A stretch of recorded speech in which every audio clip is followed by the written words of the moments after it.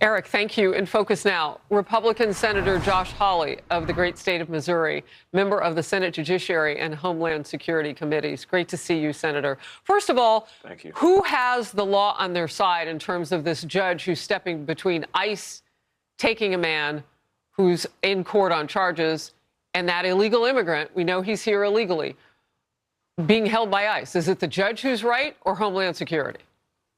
Well, I think it's Homeland Security. I mean, listen, I think that we are past the time for these judges to be stopping ICE from doing their work. For too long, the Biden administration hamstrung ICE. They hamstrung our border enforcement. They hamstrung our interior enforcement. Now we've got judges all across the country, Harris, who are trying to do the same thing, whether they're doing it in individual courtrooms or issuing these nationwide injunctions. We've got to put these judges back where they belong constitutionally. They're not allowed to set national policy. They're not allowed to run immigration policy. That's not their role. That's not their job. They're making America less safe.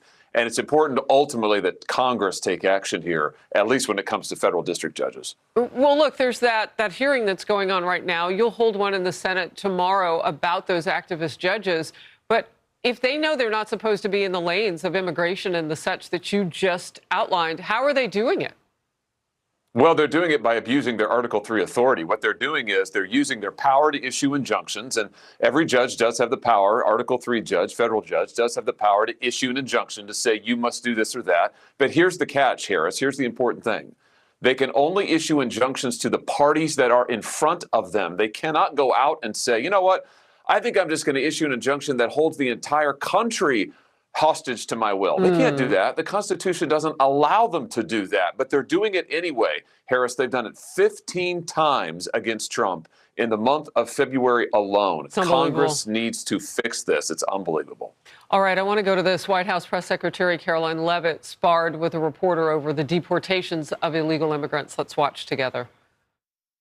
You can get classified by simply having certain symbols in your tattoos and wearing certain streetwear brands. That alone is enough to get someone classified as TDA and sent to El Salvador. That's not true. There is a litany of criteria that they use to ensure that these individuals qualify as foreign terrorists and to ensure that they qualify for deportation. And the president made it incredibly clear to the American public that there would be a mass deportation campaign of not just foreign terrorists, but also illegal criminal aliens who have been wreaking havoc on American communities. And shame on you and shame on the mainstream media for trying to cover for these individuals. DHS Secretary Kristi Noem actually visited that prison in El Salvador where the president deported illegal gang members. Here she is. While we were there at that prison, we not only talked about how to identify these members of these terrorist organizations, but what they did, their actions they took, the case files we built on them, and how we verified that those individuals should be there in that prison. We are doing due diligence to make sure that we're going after these criminals that have perpetuated violence on American citizens, and we're removing them from our country. I want to get your reaction to the back and forth on this. This is what the American people said was one of their top issues, the issue of illegal immigration. I would just say that the double standard coming from the left, Harris, is glaring and it is revealing. Let's just think back to a couple of years ago when Joe Biden was activating the FBI and the Justice Department's counterterrorism division against parents who went to school board meetings and asked that their children not be put into masks.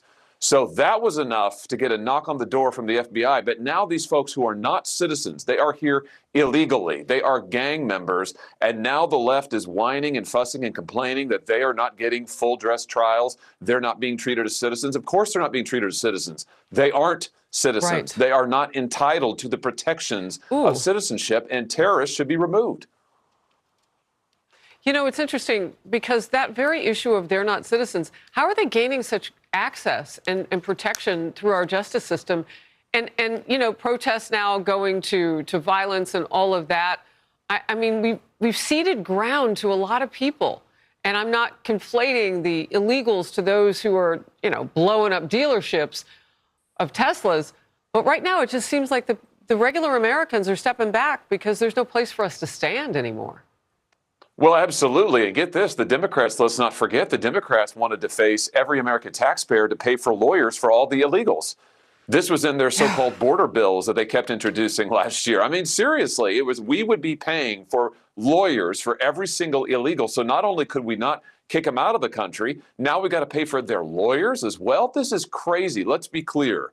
The Constitution does not afford the protections of citizenship to people who are here illegally. So no apologies. If you're here illegally and you're committing acts of violence, terrorism, whatever, you ought to be gone. And no, you don't get to have a day in court in front of a jury. No, you're not entitled to that because you are not a United States citizen. Exactly. You just laid out, well, of course, you were the Attorney General for your state, so you probably can close an argument down, and you just did. You just said exactly why that ICE determination that they were going to take that guy out of court, why they went on that issue, because they don't have the same rights as we do as citizens to that justice system.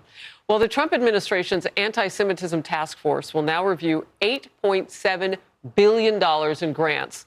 Wow, that's a lot of money going to one school, Harvard University. It will also review the more than $255 million in contracts between the federal government, Harvard, and its affiliates. Harvard's president said this: "We still have much work to do. We will engage with members of the federal government's task force to combat anti-Semitism to ensure that they have a full account of the work that we have done and the actions we will take going forward to combat anti-Semitism." I don't know. My watch says they are a year late. Yeah, a year late, a dollar short, use whatever metaphor you want. I love, by the way, all of the lefty political correct speak. We will engage, we will consider, we will review. How about you take action? How about this?